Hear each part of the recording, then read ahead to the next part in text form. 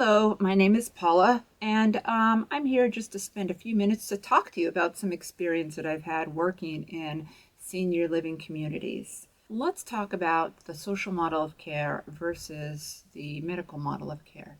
Social model of care focuses on choices, activities, desires, ability, removing barriers that keep a person restricted. When any of us would find a way to do what we want to do and find a way to do it. The social model of care seeks to provide autonomy to the greatest level of each person's ability. Autonomy is what we practice every day for ourselves when we make choices as to allocating our time, when we want to eat, when we want to shower, take a break, talk to a friend, or so on.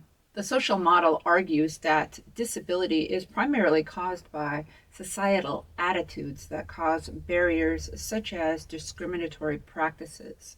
How about ageism? Do we ever just assume this current issue is only occurring due to age? I want to tell you a story about one of my residents. His name was Charles, and Charles was a delightful man. He was just, people loved him. One day just started cursing people out and shaking his fist and biting his hand, and people just assumed that maybe this had to do with age. So he was being treated to learn how to be calm, to settle down, to be redirected, to have a seat, to have some tea, and so on. One day he goes to his dentist, and the dentist asks, "How has Charles been lately?" And the staff says, "Oh, he's been okay, but, he's aging a little bit, so, there are those things to consider." And the doctor says, "Well, come on to the back. I want to show you something." The doctor pulls down Charles's gum and shows a huge abscess on his gum. It's an infection due to a partial that he had. So Charles wore a partial in the front part of his teeth, and the doctor says, "Look at this partial. There's a wire that's sticking down, and it's digging right into his gum, and it's causing this abscess, which is a huge infection, and it has to be treated." So this whole time, the behavior was happening because Charles needed to tell somebody that his mouth was hurting really bad. Anyway, there's a report that came out recently from American Senior Housing Association that profiled over 4,500 residents in independent and assisted living communities.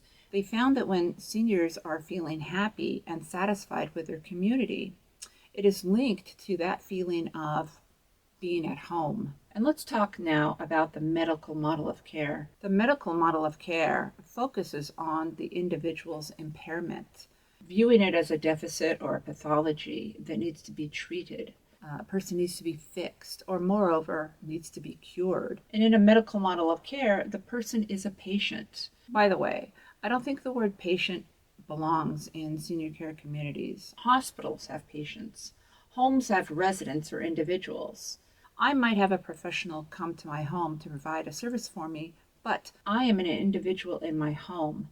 A senior living community is the home of your individuals. We age, which is completely natural to life. And if we're lucky enough to get old, we do not live up to 59 and then suddenly need to get fixed. When one is a patient, it's because they are in the hospital or skilled nursing unit. Life continues at every moment and every stage, offering more, as long as we're alive and breathing. So the question is, what is that more? Is it that long goodbye? Or is it more like life, being alive, meaning, opportunity, creativity, acknowledgement, fun? Find out what my abilities are. Maybe I can't cook anymore, but I might have a recipe that you could use. Maybe I can do laundry, or read poems to others, or gardening. I'm still useful and I can still do things.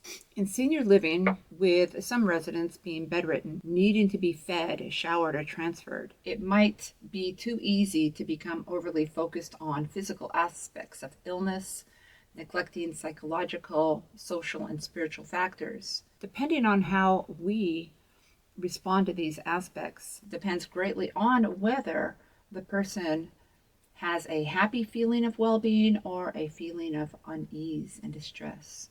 Mary enjoyed living in her apartment, and at 90 years old, she walked every day to the store to get her groceries, and once a week she went to Tai Chi in the park to see her friends and to socialize a little bit. But sadly, one day she fell and she broke her hip. And after that, it was kind of downhill with her mobility. She wasn't able to get around anymore like she used to, and she wasn't able to invite friends over like she used to or cook for them. So, but she still believed that she would still be happy just staying at home. But sadly, because people didn't come over, she was becoming sad and lonely, and she decided she wanted to end it. So she called her neighbor in and told her neighbor, "I've got my DNR over there on the chair, and I'm waiting for the Lord to take me. So if anybody comes, do not let them revive me, because I'm going to God. I'm done." So the neighbor said, "Okay, well," she said her goodbyes, and she didn't eat for a while. In fact, her daughter came to pick her up and take her to her home. And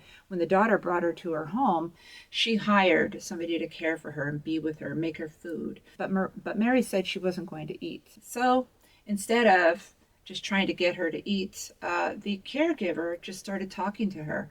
And they started sharing stories and talking about what it was like living in Mexico and things like that. And then after a while, Mary started feeling better, and she called that neighbor after 10 days of not eating, and she said to the neighbor, "I'm still alive and I'm hungry, so please bring me some Mexican food and a couple of margaritas." So anyways, by fostering a sense of positivity, well-being, connection, activities, it can make a huge impact on the individual's wellness. No one likes being a patient in a medical model of care. We really do better, we feel safer, and love and life when we are valued. I want to talk about being a leader versus being a role model in long-term senior living. So while being a leader and a role model are vitally important to your staff, there are some key differences to notice though. A leader directs and guides staff to a specific goal or assignment. A role model embodies specific characteristics and values, such as gaining trust, building connections, emotional connections, and being approachable. And so, what does that look like? A leader will assign an employee a task. A role model will guide the employee through the task by example. Aspects of a role model, such as passive, impromptu influence by example, not necessarily planned out. It's just a part of the character and the belief of that person and how a team makes a good business. Aspects of a leader, active influence by direction and decision making, assigning tasks, and setting goals. So, the primary strengths of a role model are behavior, their actions, integrity, character that's noticed. Primary strength of a leader is authority, direction, responsibility, vision. Aging dependence. Aren't we all aging and dependent? This is defining a person by a perceived deficit rather than their uniqueness or their abilities. It's labeling a person with a dysfunction. It says that they're incapable, that they've lost their independence, which in most cases is just not true. Patient is another one, just a buzzword for me. A patient is in a hospital. A patient needs to get fixed. A patient needs to be cured. A patient is temporary. We are not patients. We are individuals. I live in my home as an individual. I don't need to get fixed.